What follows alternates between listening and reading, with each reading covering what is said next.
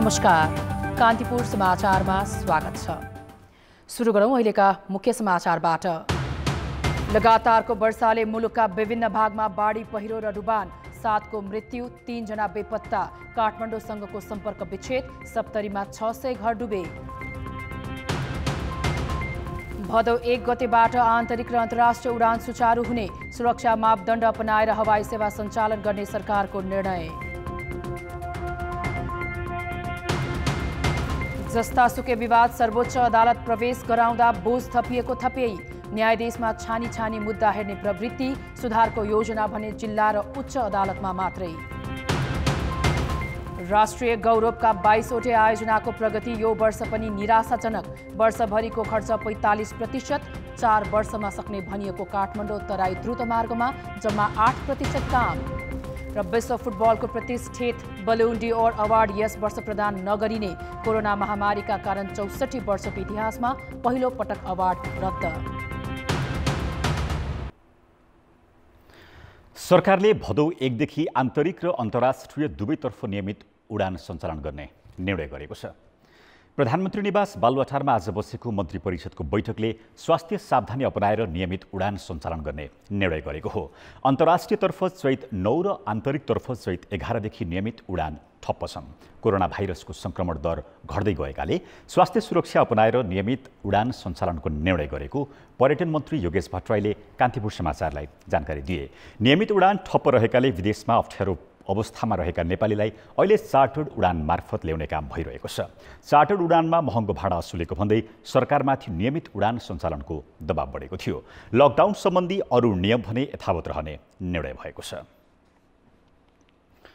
अविरल वर्षासँगै आएको बाढी पहिरोमा परि आज 7 जनाको मृत्यु भएको छ। तनहुँ र दार्चुलामा 2 तथा काठमाडौँ, गोर्खा र मोरङमा 1 जनाको मृत्यु हुनका साथै 3 जना बेपत्ता भएका छन्। दार्चुलाको परिगाउँमा पहिरोमा पुरिएर मानामती ठगुन्ना र उनकी छोरीको मृत्यु भएको हो।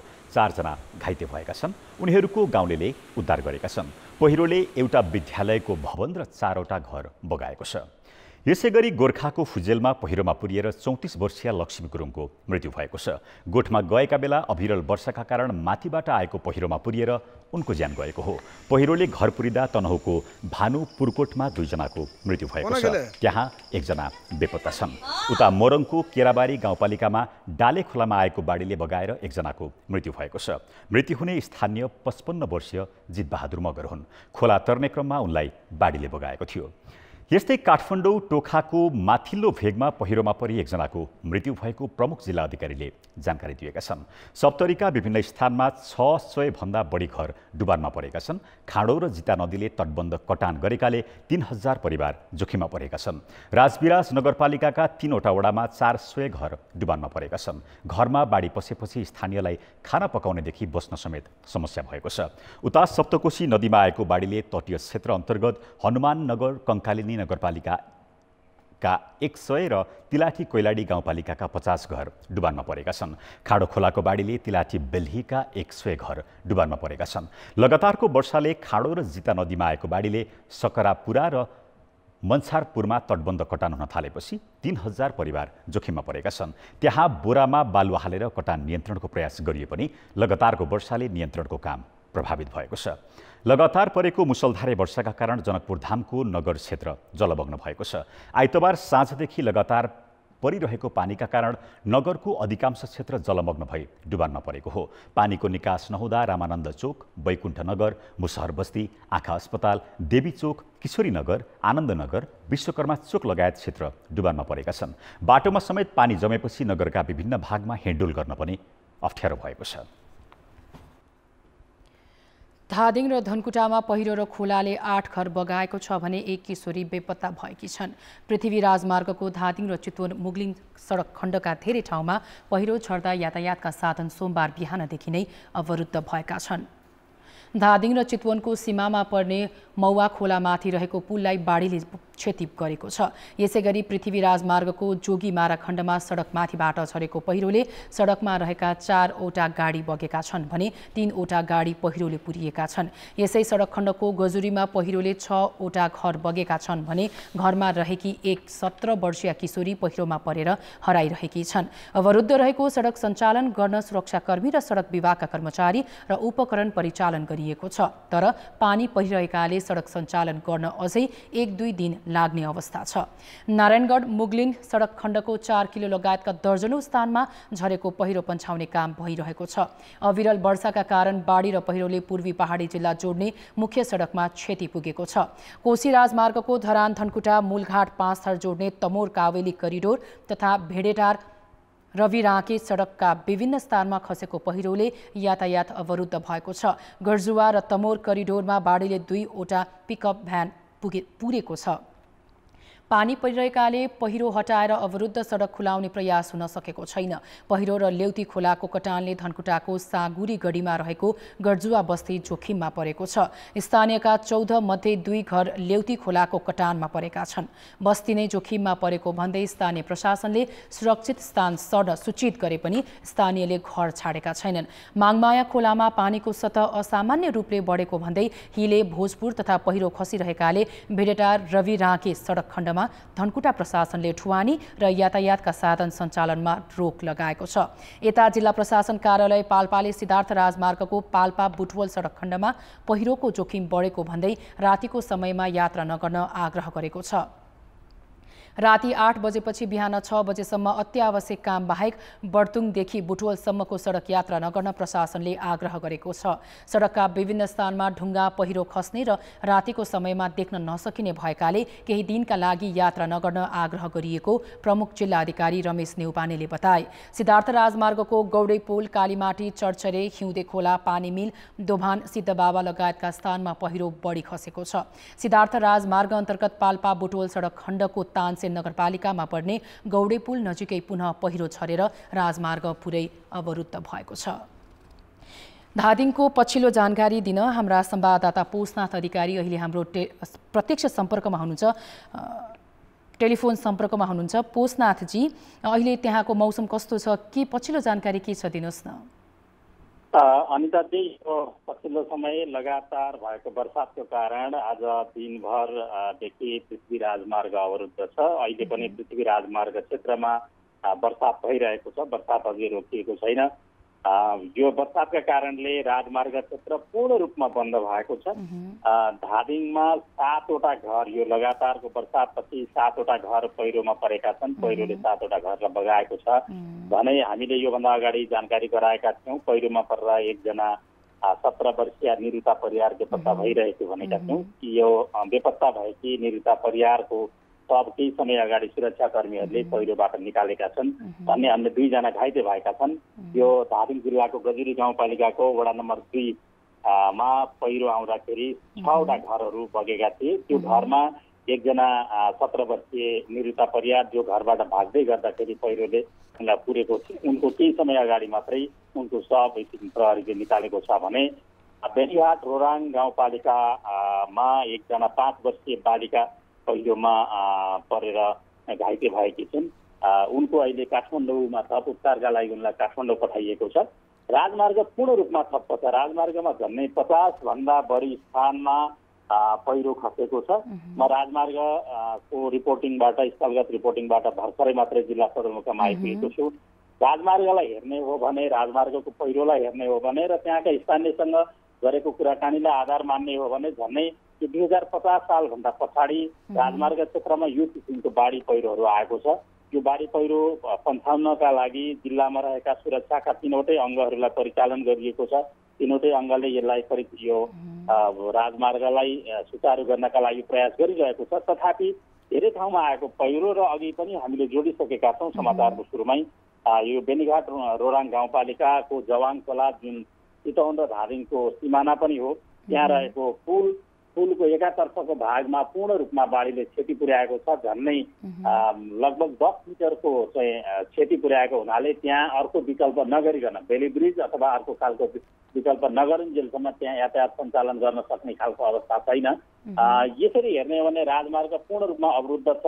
अहिले त्यहाँ सुरक्षाकर्मी र सडक विभाग स्थानीयका ठुला मेसिनहरू डोजरहरू पनि प्रयोग गरिएको छ भने कतिपय कस्तो पनि हामीले त्यहाँ भेट्यौँ भने जो आफ्ना सवारी साधन लिएर गएका सवारी साधनका चालकहरू र धनीहरू उनीहरूले आफ्ना सवारी साधनलाई सुरक्षित गर्न पनि नजिकै रहेका डोजरहरूलाई उनीहरूले भाडामै लिएर तेल हालेर पनि त्यो बाटो पन्छाउनका लागि प्रयास गरिरहेको अवस्था भेटिन्छ।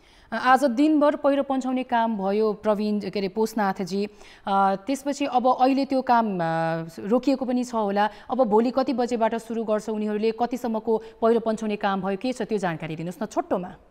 पक्कै पनि अनिताजी, अहिले तपाईँले भन्नुभयो जस्तै दिउँसोदेखि नै पृथ्वी राजमार्गको अघि मैले भने 50 भन्दा बढी ठाउँमा साना ठुला गरी गएको पहिरोहरू पन्छाउनका लागि सुरक्षाका तीनवटै अङ्ग र विभिन्न खालका मेसिनहरूलाई प्रयोग गरिएको छ। र अहिले पनि सहज भएका ठाउँमा जहाँ पहिरोको उच्च जोखिम छैन, जोखिम नभएका ठाउँहरूमा पहिरोबाट आएका लेरोहरू पन्छाउने काम अहिले पनि निरन्तर छ। अहिले मैले केही समय अगाडि मात्रै पनि त्यहाँका ट्राफिक प्रहरी प्रमुख नेत्र बसासँग सम्पर्क गरेको थिएँ। अहिले पनि सहज ठाउँमा यो पहिरोलाई पन्छाउने काम भइरहेको छ भने जहाँ पहिरोको जोखिम छ माथिबाट अझै पहिरोहरू खस्दै गरेका ठाउँमा भने बिहान उज्यालो हुने बित्तिकै यो क्रमलाई अगाडि बढाउने भनेर जिल्ला प्रहरी कार्यालय धादिङका डिएसपी रूपक खड्काले हामीलाई जानकारी दिनुभयो। हजुर, हस्, धन्यवाद पोषनाथजी। उहाँ हुनुहुन्थ्यो हाम्रा धादिङ संवाददाता पोषनाथ अधिकारी। धादिङमा 50 भन्दा बढी ठाउँमा पहिरो गएको छ र दिनभर पहिरो पन्छाउने काम भयो। यसै विषयमा हामीलाई थप जानकारी गराउनु हुँदै। लगातारको वर्षाले काठमाडौँ उपत्यकाका नदी तथा खोलामा पानीको सतह बढेपछि आसपासका बस्ती डुबानमा परेका छन्। बागमती, मनोहरा, विष्णुमती, हनुमन्ते लगायत नदी तथा खोलामा आएको बाढीले आसपासका बस्ती डुबानमा परेका हुन्। बागमती नदीमा आएको बाढीले शङ्खमूल क्षेत्रमा सुकुम्बासी बस्ती डुबानमा परेको छ। यस्तै थापाथली, शान्तिनगर लगायत क्षेत्रका नदी किनारका अव्यवस्थित बस्तीमा पनि बाढी पसेको छ। बस्तीमा बाढी पसेपछि त्यहाँ बस्दै आएकाहरूलाई प्रशासनले अस्थायी रूपमा सामुदायिक विद्यालयमा राख्ने तयारी गरेको छ। काठमाडौँको चोभारमा होल्डिङ सेन्टर डुबानमा परेको छ। होल्डिङ सेन्टरमा बस्दै आएका विदेशबाट फर्किएकाहरूलाई अन्यत्रै सार्नुपर्ने अवस्था आएको जिल्ला प्रशासन कार्यालयले जनाएको छ। मौसम पूर्वानुमान महाशाखाले बुधबारसम्म भारी वर्षा हुने भएकाले सतर्कता अपनाउन अपिल गरेको छ। नेपालमा मनसुन सक्रिय अवस्थामा रहेको छ र मनसुन नेपालमा सक्रिय हुँदाखेरि मनसुनको एउटा निम्न चापीय रेखा हुन्छ जुन एउटा काल्पनिक रेखा हो र त्यो मनसुनको निम्न चापीय रेखा चाहिँ यति बेला नेपालको पहाडी भूभाग नजिक आएर बसेको देखिन्छ र त्यो हुनाले नेपालमा मनसुन सक्रिय अवस्थामा रहेको हो, जसको प्रभावले गर्दाखेरि देशभरि अधिकांश स्थानहरूमा वर्षा भइरहेको अवस्था छ भने केही स्थानहरूमा भारी वर्षा पनि भएको देखिन्छ। लगातारको वर्षाले भक्तपुरका 1 दर्जनभन्दा बढी बस्ती डुबानमा परेका छन्। राम मन्दिर, बाराही स्थान, राधेराधे लगायतका बस्तीमा हनुमन्ते खोलाको बाढी पसेको छ। यस्तै 3वटा सामुदायिक विद्यालय पनि डुबानमा परेका छन्। चाङ्गुनारायणमा 7 घर पहिरोको उच्च जोखिममा छन्। पछिल्लो 24 घण्टामा देशभर 100 मिलिलिटरभन्दा बढी वर्षा भएको छ। महाशाखाका अनुसार बारामा सबैभन्दा बढी 170 मिलिलिटर पानी परेको छ। गोर्खा, तनहुँ र नवलपरासीमा 150 मिलिलिटरभन्दा बढी पानी परेको महाशाखाले जनाएको छ। यसैबीच विपद व्यवस्थापन प्राधिकरणका कार्यकारी अधिकृत अनिल पोखरेल हाम्रो प्रत्यक्ष सम्पर्कमा जोडिनु भएको छ। अनिलजी, देशका विभिन्न स्थानमा बाढी र पहिरोमा परि 7 जनाले ज्यान गुमाइसकेका छन्। देशका अधिकांश भूभाग पनि बाढी र पहिरोका चपेटामै छन्। यति बेला विपद व्यवस्थापन प्राधिकरणले काम चाहिँ कसरी गरिरहेको छ? हामीले यो अवस्थाको पूर्वानुमानहरू हामीले शुक्रबार नै प्रेस नोटको माध्यम र तपाईँहरूको टेलिभिजनको माध्यमबाट हामीहरूले सार्वजनिक गरेको थियौँ र त्यसको त्यो प्रेस नोट बाहिर सार्वजनिक गर्ने क्रममै हामीहरूले हरेक जिल्ला विपद व्यवस्थापन समितिहरू, स्थानीय सरकार, प्रादेशिक विपद व्यवस्थापन समितिहरू, प्रादेशिक सरकारहरू र त्यो सँगसँगै हामीहरूले नेपाल रेड क्रस लगायत अन्य साझेदार संस्थाहरू, अरू गैर सरकारी संस्थाहरू र निजी क्षेत्रहरू उहाँहरूलाई हामीले मोबिलाइजेसन हामीले गरिसकेका थियौँ। प्रिपोजिसनिङहरू हामीले गरिसकेको हौँ। हरेक जिल्लामा हाम्रो उद्धारक तिनटै संस्थाहरू, नेपाली सेना, जनपद प्रहरी, सशस्त्र प्रहरीहरूलाई स्ट्यान्ड बाईमा हामीले राखिसकेका थियौँ। अहिले आजको बिहानदेखि पनि हाम्रो जहाँ जहाँ आजको उच्च जोखिम आउन सक्ने सम्भावित क्षेत्रहरूमा यहाँको सिडिओ कार्यालयको नेतृत्वमा नेपाली सेना, सशस्त्र प्रहरी र जनपद प्रहरीहरू लगायत स्वयंसेवी र रेड क्रसका भोलिन्टियर्सहरू पनि तैनात हुनुहुन्थ्यो। त्यसको लागि उद्धार र राहत कार्यमा उहाँहरू सबैजना जुटिरहनु भएको हामीहरूलाई हरेक घण्टाको रिपोर्टिङहरू हामीले दिइरहेका थियौँ। अनिलजी, अब जस्तो तत्काल चाहिँ प्रभावितहरू जति छन् उनीहरूलाई राहत र पुनर्स्थापना कसरी गरिन्छ? डुबान र पहिरो प्रभावितलाई तत्काल गर्नुपर्ने काम चाहिँ के हुन्? हामीहरूले बाढी र पहिरो प्रभावित परिवारहरूलाई अहिले हामीले तुरुन्तै उद्धार र राहत, हामी मुख्य गरी अहिले जहाँ पुरिएका स्थानहरूमा उहाँहरूको शवहरूलाई खोज्ने, उहाँ त्यहाँ उद्धार तुरुन्तै पुर्याउन सक्ने, त्यहाँ अरू प्रभावित घरहरूलाई तुरुन्तको वैकल्पिक वासस्थानको व्यवस्था गर्ने, त्यो सँगसँगै खानेकुराहरू, त्यो सँगसँगै अन्य औषधि उपचारको कुराहरू तुरुन्तै औषधि उपचारहरूमा गर्नुपर्ने घाइतेहरूलाई त्यो गर्ने हाम्रो मुख्य प्राथमिकता त्यो हो। त्यो सँगसँगै हामीले प्रभावित परिवारहरूलाई अहिले तुरुन्तै चाहिने उद्धारका अरू सामग्रीहरू, त्यो सँगसँगै हामीहरूले मृतक परिवारहरूलाई उहाँहरूको अन्त्येष्टि गर्न र उहाँहरूको त्यो परिवारलाई राहत प्रदान गर्ने काम तदारुकताका साथ हामीले गरिरहेका छौँ। हस् अनिलज्यू, धन्यवाद जानकारीका लागि। उहाँ हुनुहुन्थ्यो विपद व्यवस्थापन प्राधिकरणका कार्यकारी अधिकृत अनिल पोखरेल। बाढी र पहिरोको जोखिममा परेकाहरूलाई विपद व्यवस्थापन प्राधिकरणले गरिरहेको कामबारे हामीलाई जानकारी गराउँदै हुनुहुन्थ्यो। ब्रेकपछि समाचारमा स्वागत छ। ठूला र रणनीतिक महत्त्वका 22वटा आयोजनालाई सरकारले उच्च प्राथमिकता दिई गत आर्थिक वर्ष 85 अर्ब रुपैयाँ भन्दा बढी पुँजीगत बजेट छुट्याएको थियो। तर राष्ट्रिय गौरवका ती आयोजनाले भएको बजेटको 55% हिस्सा खर्च गर्न सकेनन्। बजेट खर्च गर्न असफल भएपछि आयोजनाको प्रगति विवरण नै तलमाथि पार्न थालिएको छ। बहुचर्चित मेलम्ची खानेपानी आयोजनामा सरकारले गत वर्ष 7 अर्ब 33 करोड बजेट छुट्याएको थियो। 22 वर्ष अघि सुरु भएको आयोजना बजेटका कारण नरोक्ने र कुनै पनि हालतमा पूरा गर्ने भन्दै रकम छुट्याइए पनि अपेक्षित काम हुन सकेन। आयोजनाले 1 अर्ब 90 करोड अर्थात् 26% मात्र बजेट खर्च गर्यो। खासै प्रगति हुन नसकेपछि यस अघि नै 97% काम सकिएको भनिएको आयोजनाको भौतिक प्रगति अहिले 95% मा झारिएको छ। मेलम्ची मात्र होइन, राष्ट्रिय गौरवका अन्य आयोजनाको हालत पनि उस्तै छ। 4 वर्षभित्र सक्ने गरी 2074 जेठमा नेपाली सेनालाई दिएको काठमाडौँ तराई द्रुत मार्गमा पनि काम भएको छैन। यस आयोजनामा अहिलेसम्म 8% मात्र भौतिक प्रगति भएको छ। आयोजनाले गत वर्ष 14 अर्ब 80 करोड पुँजीगत बजेट मध्ये 1 अर्ब 84 करोड रुपियाँ अर्थात् 12% मात्र खर्च गरेको छ। राष्ट्रिय गौरवका 22वटै आयोजना अपेक्षित प्रगति गर्न असफल भएका छन्। पहिला थोरै भयो, पछि अलिकति खर्च बढ्दै गयो र लास्टमा बढी भयो। अब हाम्रो एउटा चाहिँ व्यवहार कार्य संस्कृति भन्नु पर्यो। यो चाहिँ पहिलो चौमासिकमा हामी त्यति काम गर्दैन रहेछौँ र दोस्रो चौमासिकमा अलिक काम गर्ने र खर्चको लोड चाहिँ तेस्रोमा पर्ने, जहिले पनि त्यही पर्ने। अब अहिलेको वर्ष पनि यहाँहरूले त्यही कुराहरू देख्नुभयो र अहिलेको वर्षमा कोभिडको कारणबाट पनि त्यो भएको छ। पहिलो 6 महिनामा काम निकै सुस्त भएपछि सरकारले राष्ट्रिय गौरवका आयोजनाको बजेट अर्धवार्षिक समीक्षा मार्फत 23 अर्ब 77 करोड घटाएको थियो। तर संशोधित बजेटको पनि 63% मात्र खर्च भएको छ। सामान्य अवस्थामै काम गर्न नसकिरहेका बेला चैत 11 देखि लकडाउन नयाँ बहाना बन्यो। विभागीय मन्त्रीले काममा भन्दा भाषणमा समय बिताउने, योग्यता नहेरी आयोजना प्रमुख छनौट, सुस्त कर्मचारी तन्त्र, काम नगर्ने ठेकेदारमाथि कारबाहीमा व्यवस्था लगायतका कारण ठूला आयोजनाको गति बढ्न नसकेको हो। यो हुनुको मूलभूत कारण चाहिँ के हो भने आयोजना व्यवस्थापन सही तरिकाले हुन सकेन। र आयोजना व्यवस्थापन सही तरिकाले किन हुन सकेन भने आयोजनाको नेतृत्व लिने व्यक्तिको चयन गर्ने बेलामा गलत व्यक्तिलाई चयन गरियो, सही व्यक्तिलाई दिएन। सही व्यक्ति काम गर्न सक्ने व्यक्तिलाई दिएको भए सम्भवतः ती आयोजनाहरूमा राम्रो प्रगति हुन्थ्यो। हो, विश्वमा 1-1.5 वर्ष भूकम्पको कारणले, नाकाबन्दीको कारणले कतिपय आयोजनाहरूमा अलिकति काम सुस्त भएको चाहिँ हो, तर त्यो मात्रै कारण चाहिँ होइन। खास गरी मध्यपहाडी लोकमार्ग, हुलाकी राजमार्ग सम्पन्न गर्नको निमित्त त्यो बाहेकको अरू थुप्रै कारणहरू छन् र त्यो कारणहरू मध्येमा चाहिँ मूलभूत रूपमा आयोजनाको नेतृत्व जसलाई दिएको छ त्यो नेतृत्व पाएको व्यक्तिले सही तरिकाले इमानदारीपूर्वक काम नगरेकै कारणले हो। खर्च गर्न असफल भएकाले अन्तिम चरणमा पुगेका भनिएका गौरवका आयोजना कहिले टुङ्गिन्छन् भन्ने यकिन छैन। राष्ट्रिय गौरवका आयोजनामा वार्षिक 1-2% पनि प्रगति नहुनुले सरकारी संयन्त्रको कार्यशैलीमाथि त प्रश्न उठेको छ नै, विकास आयोजनाको कुन हविगत छ भन्ने पनि सर्लङ्ग भएको छ। कान्तिपुर समाचारका लागि क्यामेरामा विनोद कोजुका साथ बाबुराम तिमिलसिना, काठमाडौँ।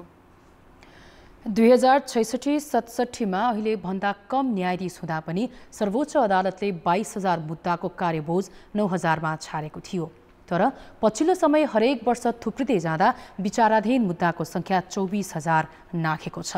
सामान्य प्रकृतिका मुद्दा र अन्यत्र उपचारको व्यवस्था हुँदाहुँदै जस्तासुकै विवाद रिट क्षेत्रबाट सर्वोच्च प्रवेश गराउने प्रवृत्तिका कारण सर्वोच्चको कार्यबोझ अनियन्त्रित बनेको हो। अझ न्यायाधीशहरूले आफूलाई इच्छा लागेका मात्र छानी हेर्ने प्रवृत्तिले पुराना मुद्दाले पाले नपाउने अवस्था बनेको छ।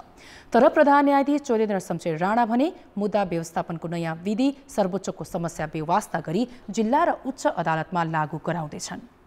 जिल्ला अदालत र उच्च अदालतमा भएका प्राय सबै खालका मुद्दा कुनै न कुनै बाटो प्रयोग गरी सर्वोच्च अदालत पुग्छन्। कानुनले नै त्यो अधिकार दिएको छ। मुद्दाको सुरु अधिकार, पुनरावलोकन, पुनरावेदन, मुद्दा दोहोऱ्याउने अधिकार सर्वोच्चको क्षेत्राधिकारभित्र पर्दछ। यही चापाचापका बीच गएको वर्ष 32% मात्रै मुद्दाको फर्छ्यौट गरेको सर्वोच्चमा 24,000 भन्दा बढी मुद्दा यस वर्षका लागि सरेका छन्। कुल लगतको 32.35 फर्छ्यौट भयो र बाँकी 24,372 रह्यो र सर्वोच्च अदालतमा अघिल्लो आर्थिक वर्षको भन्दा यो विषम परिस्थितिमा पनि बढी मुद्दा फर्छ्यौट भयो। सङ्ख्यात्मक रूपमा पनि र प्रतिशतगत रूपमा पनि बढी मुद्दा फर्छ्यौट भयो। तहगत रूपमा रहेका अदालतहरूमा जिल्लाले फैसला गर्ने र त्यसमा कमी कमजोरी भए नभएको उच्चले जाँच गर्ने र संविधान कानुनको व्याख्या तथा सार्वजनिक महत्त्वका विषयका मुद्दा मात्रै सर्वोच्चमा पुग्नुपर्ने हो। तर त्यो खालको कानुनी व्यवस्था नभएका कारण सर्वोच्च अदालतमा मुद्दाको बोकी नसक्ने भारी थुप्रिएको छ।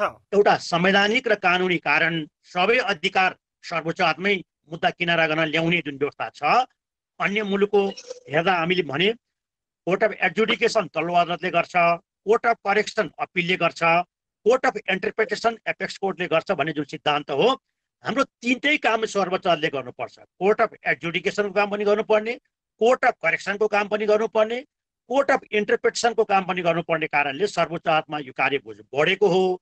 यसलाई अब सुधार गर्न चाहिँ ऐन कानुनमा पनि सुधार गर्नुपर्छ। सर्वोच्च भन्दा उच्च र जिल्ला अदालतको मुद्दा फर्छ्यौटको दर भने केही बढी नै छ। त्यहाँ फैसलाको दर अझै बढाउने उद्देश्यका साथ फरक व्यवस्थापन पद्धति लागू गरिँदैछ। यो साउन 1 देखि जिल्ला र भदौ 1 देखि उच्च अदालतमा लागू हुनेछ।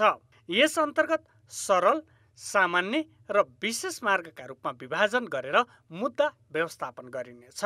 तर मुद्दाको अत्याधिक चाप भएको सर्वोच्चमा भने यो व्यवस्था लागू गरिएको छैन। एकदम सिरियस केसहरू बाहेक अरू मुद्दाहरू उच्च अदालतबाटै टुङ्गिनुपर्छ भन्ने हाम्रो मान्यता हो। तर विभिन्न political reason, even बारको psychology, central बारको psychology, Nepal बारको psychology, सर्वोच्च अदालत बारको साइकोलोजी र त्यो सबैले सर्वोच्चसम्मको ढोका किन थुन्ने, एक्सेस टु जस्टिसबाट किन वञ्चित गर्ने, मुद्दाहरू सकेसम्म आउनुपर्छ भन्ने धारणा कतै न कतै पालिएको स्थिति। सर्वोच्चमा पर्याप्त न्यायाधीश भए पनि मुद्दा फर्छ्यौटको दर बढ्न नसक्नुले न्याय सम्पादन ढिलोभन्दा ढिलो हुँदै गइरहेको छ। न्यायाधीशको सङ्ख्या जति नै बढाए पनि यसमा चमत्कार हुने देखिँदैन। हरेक मुद्दा सर्वोच्चबाटै अन्तिम हुने, अन्यत्र उपचारको बाटो हुँदाहुँदै रिटको जस्केलाबाट विवाद प्रवेश गराउने अनि न्यायाधीशले कुनै मापदण्ड नअप्नाई जेठा कान्छा पनि नहेरी छानी मुद्दा हेर्ने विकृति सर्वोच्चमा मौलाएको छ। यो प्रवृत्ति र संवैधानिक व्यवस्था परिवर्तन नगरेसम्म अवस्थामा खासै परिवर्तन हुने लक्षण छैन। कान्तिपुर समाचारका लागि क्यामेरामा विकास जोशीका साथ दीपक आचार्य, काठमाडौँ। सत्तारूढ दल नेकपामा महाधिवेशनको प्रस्तावले शक्ति सङ्घर्षलाई नै नयाँ मोड दिएको छ। प्रधानमन्त्री केपी शर्मा ओलीले अघि सारेको महाधिवेशनको कार्डमा खेल्न सुरुमा अर्का अध्यक्ष पुष्पकमल दाहाल पनि तयार थिए। तर माधव कुमार नेपाल र झलनाथ खनाल सहित केही नेताहरू सशङ्कित बनेपछि स्थिति फेरि उल्टिएको छ। आन्तरिक विवाद समाधान गर्न भन्दै अध्यक्ष द्वयबीच 1 दर्जन पटक भन्दा बढी भएका छलफलले निकास दिन नसकिरहेका बेला शनिबारको भेटमा प्रधानमन्त्री ओलीले मङ्सिरमा महाधिवेशनको प्रस्ताव गरेपछि बहस नयाँ मोडमा पुगेको हो। त्यो भेटमा ओलीले आउँदो मङ्सिरमा एकता महाधिवेशन गर्ने र त्यसपछि दाहाललाई अध्यक्ष बनाउने मौखिक प्रस्ताव गरेका थिए। आन्तरिक समीकरणमा अल्पमतमा परेका ओलीले महाधिवेशन कार्ड मार्फत दाहाल र नेपालको विरोधी खेमालाई फुटाउने बुटीका रूपमा नेपाल खेमाले बुझेको छ। त्यसैले जसरी हुन्छ महाधिवेशनमै जोड गरिरहेको छ। अध्यक्षहरू दुईटा अध्यक्षहरू मध्ये कोही पनि बिदा हुनु भनेको कोही पनि हट्नु भनेको त्यो चाहिँ एकता प्रक्रियालाई भङ्ग गर्ने सर हुन्छ। त्यसले गर्दा जतिसुकै चाँडै एकता प्रक्रिया पुरा गर्ने, महाधिवेशन सहित 25 देखि 29 गतेसम्म गर्ने भनेर केन्द्रीय कमिटीले तोक्या छ, अथवा त्योभन्दा चाँडै गर्न सकिन्छ भने चाँडै पनि गर्ने। तर यो कुरा पुरा नगरिकन बिचमै कसैले तपाईँ हट्नुपर्छ भनेर चाहिँ दुई अध्यक्ष मध्ये कसैलाई पनि भन्नु भनेको एकता प्रक्रिया भङ्ग गर्ने कुरा हुन्छ। अर्का अध्यक्ष दाहालले पनि महाधिवेशनलाई वैधानिक रूपबाटै पार्टीको नेतृत्व हात पार्ने अवसरका रूपमा देखेका छन्। चुनावी प्रतिस्पर्धा गरेर कहिल्यै नेतृत्व नलिएका दाहाललाई ओलीको प्रस्तावले लोभाउनु स्वाभाविकै थियो। तर महाधिवेशनको कार्ड आफूलाई एक्लाउने चालबाजीका रूपमा बुझेका वरिष्ठ नेता नेपालले दुईजनाको चोचोमोचो अस्वीकार हुने भनेपछि दाहाल फेरि हच्किएका छन्। नेकपाका अर्का अध्यक्ष प्रचण्ड ठुलो कन्फ्युजनमा देखिन्छन्। उनलाई एकातिर यो चाहिँ चाँडै महाधिवेशन भयो भनेदेखि चाँडै एकल अध्यक्ष हुन पाउला कि भन्ने आश जस्तो पनि देखिन्छ। अर्तिर माधव कुमार नेपाल, झलनाथ खनाल, वामदेव गौतमलाई छोड्दाखेरि न घरको होइन न घाटको होइन भन्ने एउटा डर पनि देखिन्छ।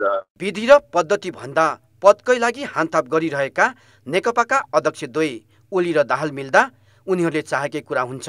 त्यसैले महाधिवेशनको एजेन्डालाई लिएर दुवै अध्यक्ष शीतल निवासमा राष्ट्रपतिलाई भेट्न पुग्नुले पनि भित्रभित्रै केही पाकिरहेको अनुमान गर्न सकिन्छ।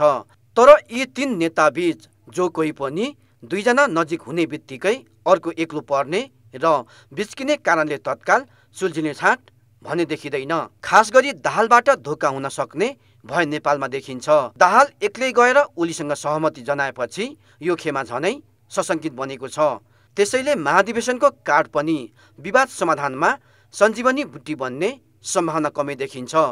कान्तिपुर समाचारका लागि दशरथ राई, काठमाडौँ।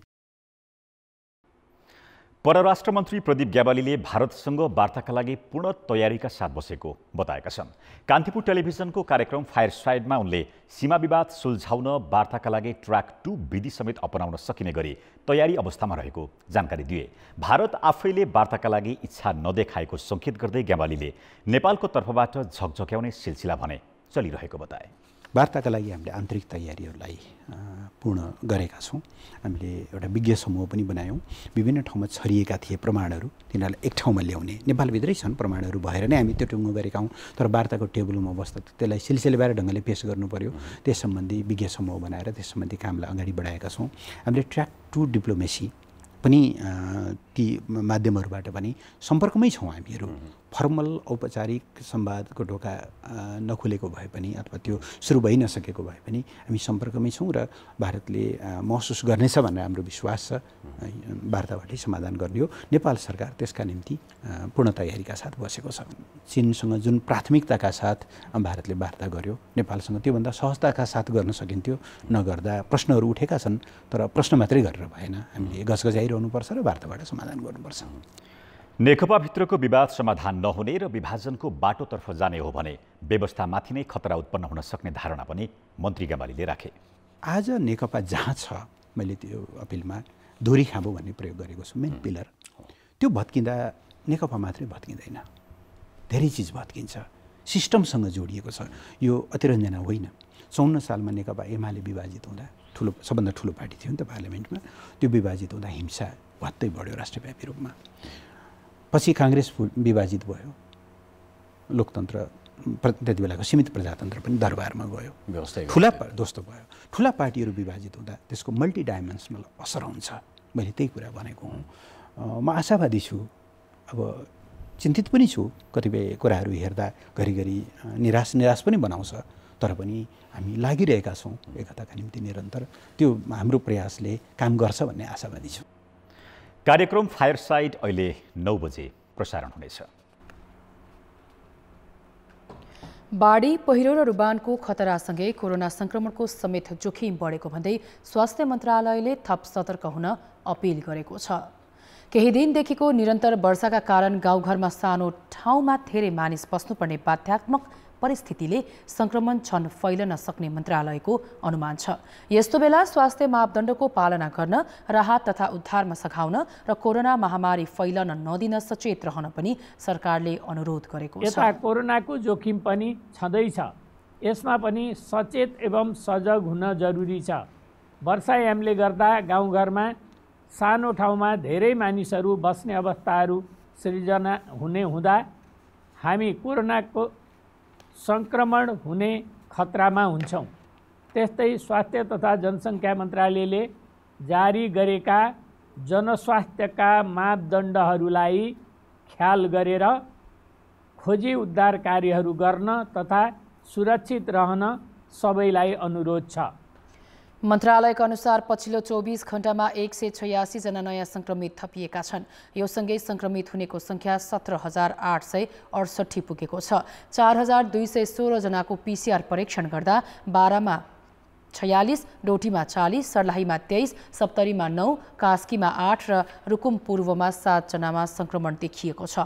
आज 173 जना डिस्चार्ज भएसँगै निको भई घर फर्कनेको संख्या 11,868 पुगेको छ।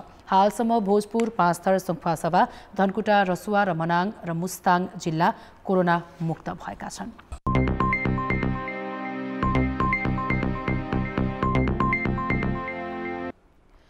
शेयर बजारमा आज अस्वाभाविक उतार चढाव देखिएको छ।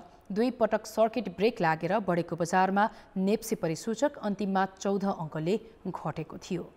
परिसूचक हिजो 3 पटक सर्किट ब्रेक लागि 84 अङ्कले बढेको थियो। बजारमा आज 94 अङ्कको उतार चढाव देखिएको छ। कारोबार सुरु भएको 1 घण्टामा 5% बढेर 1555 अङ्कमा पुगेको परिसूचक त्यसको 1 घण्टापछि 1461 अङ्कमा झरेको थियो। त्यसपछि फेरि बढेको परिसूचक अन्तिममा 14 अङ्कले घटेर 1475 अङ्क कायम भयो। बजारमा 95 कम्पनीको शेयर मूल्य घटेको छ। वाणिज्य ब्याङ्क, विकास ब्याङ्क, वित्त र म्युचुअल फन्ड बाहेक बाँकी 8 समूहको परिसूचक घटेको छ।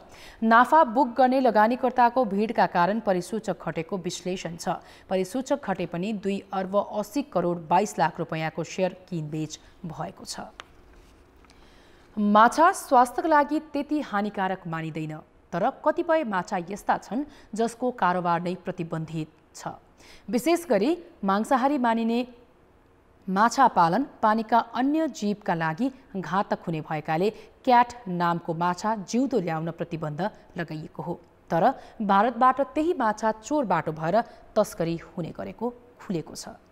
जिल्ला प्रहरी कार्यालय सुनसरीमा आइतबार एउटा सूचना आयो। भारतबाट भन्सार छलेर माछा ल्याइँदैछ। प्रहरीले सामान बोकेर आएको ट्रक नियन्त्रणमा लियो। 5800 किलोको भन्सार राजस्व तिरिएको छ।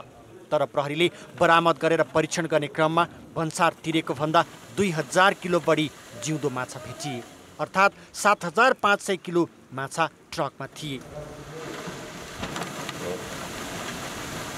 यस घटनामा एकै पटकमा 2000 किलो माछाको भन्सार छलित भएको छ नै। अर्कोतिर प्रहरीले जब माछाका विज्ञको राय लिए त्योभन्दा पनि खतरनाक अपराधको पोल खुल्यो, किनभने यो नेपालमै प्रतिबन्ध लगाइएको घातक प्रजातिको माछा थियो। तर त्यही घातक माछा महिनामै झन्डै 80,000 किलोसम्म आउने गरेको खुलेको छ। विशेषज्ञताको विशेषज्ञहरूको राय लिइसके पछाडि कारबाहीको लागि हामीले क्वारेन्टाइन कार्यालय भण्डाबारीमा पठाइसकेपछि उहाँले फेरि डिस्पोज गरिदिनु होला भनेर, नष्ट गरिदिनु होला भनेर माछा नष्ट गर्नको लागि हामीलाई नै प्राप्त भएर गाडी अहिले हाम्रो नियन्त्रणमा छ। र तपाईँहरू देख्नुहुनेछ यो भवनको पछाडिपट्टि हामीले एउटा खाल्डो बनाएछौँ र त्यसमा चाहिँ हामी केही समयपछि यो माछा नष्ट गर्दैछौँ। यो माछा चाहिँ 7510 केजीको माछा छ। हामीले यसलाई चाहिँ नापेर छौँ हेर्दाखेरि, तौल गरेर हामीले आफैले तौल गरेर हेर्दाखेरि यो जीवित अवस्थामा थियो। मांसाहारी प्रजातिको यस माछाले पानीमा रहेका सबै जीवलाई सिध्याउने र वातावरणीय सन्तुलन नै खलबल्याउने भएकाले नेपालमा मात्रै होइन भारत र बङ्गलादेशमा समेत प्रतिबन्ध लगाइएको छ। पाल्नै नहुने भएपछि नेपालले यसलाई जिउँदो ल्याउन प्रतिबन्ध लगाएको हो। जनस्वास्थ्यका लागि पनि त्यति स्वस्थकर नभएकाले यो माछा अन्यत्र पनि खानपिनमा अत्यन्त न्यून प्रयोग हुन्छ। जिउँदो ल्याउँदा यो माछा कुनै नदी, पोखरी वा खोलामा पुग्ने जोखिम हुन्छ र त्यसले सबै जलचरको अस्तित्व जोखिममा पार्छ। तर नेपालमा यस्ता माछा ट्रकका ट्रक भित्रिरहेको खबरले जीवविज्ञ समेत चकित छन्। मांसाहारी जातको माछा भएकोले गर्दाखेरि चाहिँ त्यसले अन्य माछाहरूलाई पनि खाने गर्दछ। अहिले जुन कारबाही चलिरहेको छ त्यो माछा भनेको हाम्रो अफ्रिकन क्याटफिस हो, जसलाई हामीहरूले अफ्रिकन माङ्गुर पनि भन्छौँ, विकासे जातको माङ्गुर पनि भन्छौँ होइन। त्यो विकासे जातको माङ्गुरलाई अहिलेसम्म हामीहरूले नेपालमा चाहिँ पालन गर्नको लागि चाहिँ सिफारिस गरेका छैनौँ। एकातिर भन्सार छली, त्यसमाथि प्रतिबन्धित वस्तु, अझ अरू जलचरदेखि जनस्वास्थ्यसम्मलाई जोखिममा पार्ने यस्ता वस्तुको निर्बाध आयातमा भन्सारले किन आँखा चिम्लियो प्रश्न गम्भीर बनेको छ। कान्तिपुर समाचारका लागि सुनसरीबाट अर्जुन सुवेदी र रमेश धमला, काठमाडौँ। अब बाँकी समाचार। सरकारले 2069 सालमा गठन गरेको सुकुम्बासी समस्या समाधान आयोग बाँकेका तत्कालीन पदाधिकारी सहित सत्तारूढ नेकपाका केही नेता कार्यकर्ताले कोहलपुरको जग्गा उपलब्ध गराइदिने भन्दै रकम असुलेको खुलासा भएको छ। कोहलपुर नगरको करिब 1 अर्ब मूल्यको सरकारी जग्गा निःशुल्क उपलब्ध गराउने भन्दै विभिन्न व्यक्तिबाट प्रति कट्ठा 5 लाख रुपियाँ असुलेको खुलासा भएको हो। तत्कालीन सुकुम्बासी समस्या समाधान आयोगका केही पदाधिकारी र सदस्यहरूले स्थानीय मानिसहरूसँग यो सरकारी जमिन निःशुल्क दर्ता गराइदिन्छौँ भनी व्यापक असुली गरेको अहिले खुलासा भएको छ। कयौँ स्थानीय व्यक्तिहरूले आफूसँग प्रति कट्ठा 4 देखि 5 लाख रुपियाँसम्म माग गरेको आरोप लगाएका छन्। अब 1.5 लाख चाहिँ दिनुपर्छ, अनि 10 तेरो नाममा हुन्छ भने भन्नुहुन्थ्यो। अन्त म दिन सकिनँ, मेरो नाम आएन। त हुन्छ भन्ने मलाई विचार थिएन, नभए ऋण गरेर पनि गर्थेँ होला। कोहलपुर नगरको 4 बिघा जग्गा व्यक्तिका नाममा गराउन खोजिएको विषय सार्वजनिक भएपछि यस प्रकरणसँग जोडिएका थप रहस्य खुल्दै गएका छन्। अहिले फेरि नक्कली लाल पूर्जाकै जग्गालाई वैधता दिन सत्तारूढ नेकपाका कार्यकर्ताले मोटो रकम असुल गरेको रहस्य खुलेको छ। आयोगका तत्कालीन अध्यक्ष सन्तोष बस्नेतसँगको मिले मोतोमा नक्कली लाल पूर्जालाई वैधता दिने भन्दै नेकपाका केही नेता कार्यकर्ताले मोटो रकम असुली गरेको आरोपसहित स्थानीय विरोधमै उत्रिएका छन्। यो हाम्रो कोहलपुर नगरपालिकाको सम्पत्ति हो, सार्वजनिक सम्पदा हो। यो सम्पत्तिलाई जोगाउनको लागि, यो सम्पत्तिलाई हामीले रक्षा गर्नको लागि जुन सुकै कदम चाल्नुपर्छ हामी चाल्छौँ। यदि भएन भने हामी कडाभन्दा कडा आन्दोलन गर्छौँ। जग्गा प्रकरणमा जिल्ला प्रशासन कार्यालयले छानबिन थालिसकेको छ भने अख्तियार दुरुपयोग अनुसन्धान आयोग नेपालगञ्ज इकाइले प्रक्रिया अघि बढाएको जनाएको छ। अरबको जग्गा हो, अब त्यसलाई सुकुम्बासी समस्या समाधान आयोगले चाहिँ अब अलिक गलत तरिकाले त्यतिखेर त्यो हुने खानेलाई वितरण गरिएको सन्दर्भ हो। र पछि यो हाम्रो मालपोत कार्यालयको पनि अब त्यो जुन सिफारिसहरू छ, त्यो पत्रचार भएको छ, त्यो पनि त्यो नियमित छैन, त्यो अनियमित हो। त्यसैले गर्दाखेरि यो चाहिँ अब हामीले छानबिन गर्ने भनेर चाहिँ हामीले यहाँ मन बनाएका थियौँ। अब यो चाहिँ के हो भने अख्तियार दुरुपयोग अनुसन्धान आयोगले आफैले छानबिन गर्ने भन्ने कुरा आएपछि यो केस चाहिँ अख्तियार दुरुपयोग अनुसन्धान आयोगमा चाहिँ दर्ता भएको। नेपाल सरकारको जग्गा हिजो पनि थियो, आज पनि त्यो जग्गा चाहिँ केही मान्छेले त्यसलाई चाहिँ नेपाल सरकारको स्वामित्वबाट आफ्नो स्वामित्व ल्याउन लागिरहेका छन्। तर त्यहाँनिर कोहलपुर नगरपालिकाभित्र हामी जस्ता जनप्रतिनिधि र त्यो नगरपालिकाभित्र जिउँदा मान्छेहरू राजनीतिक समाजसेवीहरू बसेका ठाउँ कोहलपुर नगर भएको हुनाले गर्दा यो जग्गा चाहिँ कुनै पनि भूमिका हातमा जान सक्दैन र जाँदैन। त्यसैको तयारी पनि कोहलपुर नगरपालिका छ।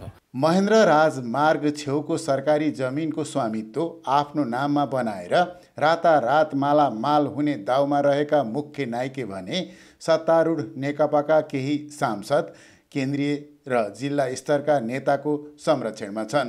पार्टीलाई अँगालो हालेर पार्टीको संरक्षणमा बसेर न भ्रष्टाचार गर्न पाइन्छ, न सरकारी जग्गा अतिक्रमण गर्न पाइन्छ, न प्राकृतिक स्रोतको दोहन गर्न पाइन्छ। जुन भूमाफियाहरू छन् यिनीहरूलाई सशक्त कारबाही गरी र त्योसित संलग्न कर्मचारीहरूलाई पनि कारबाही गर्नुपर्छ। केही दिन अघि जिल्ला मालपोत कार्यालयले ओडा कार्यालयलाई 41 जनाबाट मालपोत बुझी लिनु भनी पठाएको पत्रसँगै नगरको जग्गा हडप्ने प्रयास भइरहेको तथ्य सार्वजनिक भएको थियो। त्यति मात्र होइन, सुकुम्बासी आयोगका नाममा 8 वर्ष अगाडि नै नक्कली लाल पूर्जा वितरण भएको रहस्य पनि मालपोतको पत्रपछि मात्रै खुलेको थियो। आफ्नो क्षेत्रको सार्वजनिक जग्गा हडप्ने प्रयास भएको थाहा पाएपछि आक्रोशित स्थानीय सत्ता र शक्तिको दुरुपयोग गरेर अहिले फेरि नेकपाका केही व्यक्ति रकम असुलेर नक्कली लाल पूर्जालाई वैधता दिने चलखेलमा लागेको चाल पाएपछि विरोधमै उत्रिएका छन्। कान्तिपुर समाचारका लागि सविता जीसीका साथ जे पाण्डे, कोहलपुर, बाँके। अब जनमतको अन्तिम परिणाम। जनमतमा हिजो हाम्रो प्रश्न थियो, विद्यालय तहमा सञ्चालित वैकल्पिक सिकाइ प्रभावकारी बनाउन के गर्नु पर्ला? ए. प्रविधि सुधारमा जोड, बी. समन्वय र नियमन बढाउने र सी. अभिभावक चनाखो हुने। जनमतको अन्तिम परिणाम यस्तो छ। ए. प्रविधि सुधारमा जोडमा 61%, बी. समन्वय र नियमन बढाउनेमा 20% र सी. अभिभावक चनाखो हुनेमा 19% मत प्राप्त भएको छ।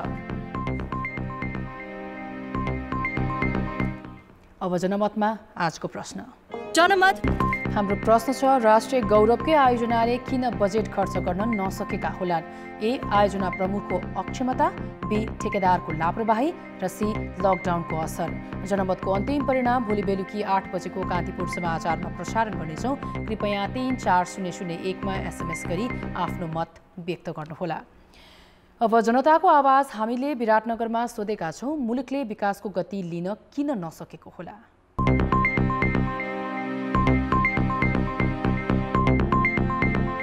समन्वयको कमी छ। जहाँसम्म स्थानीय लेभलको कुरा छ, विकास भइरहेको छ। बाटाघाटा अब बनाए भोलि भत्केर जान्छ। ल हेर्ने कोही पनि छैनन्, खाने मात्र छन् लुटारा। पार्टीगत कित्तागत चाहिँ डिभाइड गरेर खिचातान र बाँडिएको अवस्थाले गर्दा जहाँ हुनुपर्ने विकास हो त्यो एउटा नभएको अवस्था छ। खै त विकास निर्माण कहाँ के भइरहेछ त? यहाँ त के देखिन्छ भनेदेखि उही सबैले गोजीमा पैसा हाल्ने काम मात्रै गरिरहेछन्।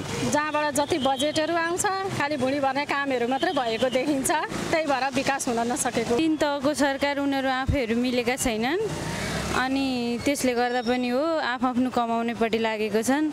समय भइन्जेलसम्म विकास निर्माणमा ध्यान नदिने, टेन्डरहरू निकाल्नुपर्ने, उपभोक्ता समितिहरू बनाउनु पर्ने, त्यो समयमा नगर्ने। महामारी यति फैलिँदा पनि आफै नै कमाउनेतर्फ लागेको कारणले गर्दा विकास नभएको। तिनै तबकामा भ्रष्टाचार छ, माथि पनि भ्रष्टाचार, बीचमा पनि भ्रष्टाचार, अझ तल पनि भ्रष्टाचार।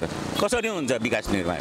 स्वार्थी समूहको झुन्ड धेरै छ, त्यसले कसले गर्ने, कति कमिसन पाउने भन्ने कुराहरूमै यो अन्योलता देखिन्छ र तीन तहकै सरकारमा समन्वयको पनि अभाव जस्तो लाग्छ मलाई। उनीहरू दृढ इच्छा शक्ति नै छैन। जनतालाई कसरी विकसित गर्ने, जनतालाई कसरी अब शिक्षित बनाउने, हैन कसरी स्वस्थ राम्रो बनाउने भन्नेतिर उहाँहरूको ध्यान छैन। उहाँहरूको ध्यान के छ भने सत्ता कसरी टिकाउने, सत्तामा कसरी बस्ने। भ्रष्टाचार मौलाएको छ हैन, यो भ्रष्टाचारलाई कहाँ के भइराखेको छ भन्ने त्यो नियन्त्रण गर्ने संयन्त्र छ नि, हो त्यसको चाहिँ मलाई कमी हो जस्तो लाग्छ।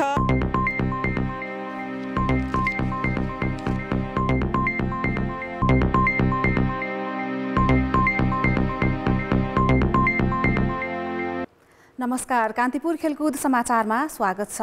फुटबलको प्रतिष्ठित अवार्ड बालोदो यो वर्ष प्रदान नगरिने भएको छ। विश्वकै उत्कृष्ट फुटबल खेलाडीलाई प्रदान गरिने यो अवार्ड कोरोना महामारीले सृजना गरेको परिस्थितिका कारण वितरण नहुने भएको हो। फ्रान्स फुटबलले सन् 1956 देखि बालोदो दिँदै आएको छ, तर फ्रान्सेली फुटबल सङ्घले आज विज्ञप्ति जारी गर्दै महामारीको यो दुःखद वर्षमा अवार्डको आयोजना गर्नु योग्य नहुने उल्लेख गरेको छ। अवार्डको 64 वर्षको इतिहासमा पहिलो पटक अवार्ड प्रदान गर्न नलागिएको हो। बालोदो अर्जेन्टिना तथा बार्सिलोनाका लियोनल मेसीले 6 र पोर्चुगिज क्रिस्टियानो रोनाल्डोले 5 पटक जितेका छन्। गत वर्ष मेसी र महिलातर्फ अमेरिकाकी मेगन रापिनोले अवार्ड जितेका थिए। फ्रेन्च म्यागजिन र पत्रकारको मतका आधारमा बालोदो विजेता छान्ने गरिन्छ। सन् 1995 सम्म युरोपियन खेलाडीलाई मात्र दिँदै आएको यो अवार्ड 2007 पछि विश्वभरका सबै फुटबल खेलाडीका लागि खुल्ला गरिएको थियो। यस्तै यो वर्षको अन्त्यमा अस्ट्रेलियामा हुने आइसिसी टी20 क्रिकेट प्रतियोगिता कोरोना भाइरसका कारण सरेको छ। अन्तर्राष्ट्रिय क्रिकेट परिषद आइसिसीको आज बसेको कार्यसमिति बैठकले प्रतियोगिता सार्ने निर्णय गरेको हो। अब सन् 2021को अक्टोबर नोभेम्बरमा टी20 विश्वकप आयोजना गरिनेछ। भारतमा हुने 2022 को टी20 विश्वकप पनि अक्टोबर नोभेम्बरमा हुनेछ। भारतले नै आयोजना गर्ने 2023 को एक दिवसीय विश्वकप पनि यही मितिमा हुने आइसिसीले बताएको छ। टी20 विश्वकप सरेसँगै इन्डियन प्रिमियर लिग हुने सम्भावना उच्च भएको छ। भलिबलकी स्टार खेलाडी प्रतिभा मालीलाई उपचारका लागि नेपाल राष्ट्रिय तथा अन्तर्राष्ट्रिय खेलाडी सङ्घले 2 लाख रुपैयाँ सहयोग गरेको छ। सङ्घका अध्यक्ष दीपक श्रेष्ठ, पूर्व अध्यक्ष दीपक विष्ट तथा साकी दोहोरो स्वर्ण पदक विजेता आयशा साकेले आज प्रतिभालाई सहयोग रकमको चेक हस्तान्तरण गरे। उनी एनबिए कप प्रतियोगिताका बेला गत माघ 10 गते घाइते भएकी थिइन्। घुँडाको शल्यक्रियापछि उनी अहिले फिजियोथेरापी गरिरहेकी छन्। उपचारका लागि उनलाई यसअघि राष्ट्रिय खेलकुद परिषदले 5 लाख तथा भलिबल सङ्घका पदाधिकारीले करिब 2 लाख रुपैयाँ सहयोग गरेका थिए। खेलकुद समाचार अहिलेलाई यति नै। धन्यवाद सबिना। अब मौसम सम्बन्धी जानकारी।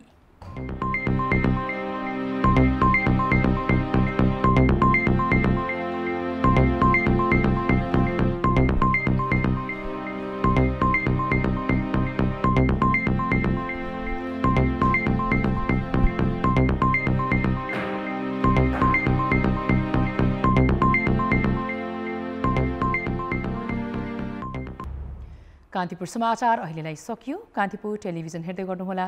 नमस्कार।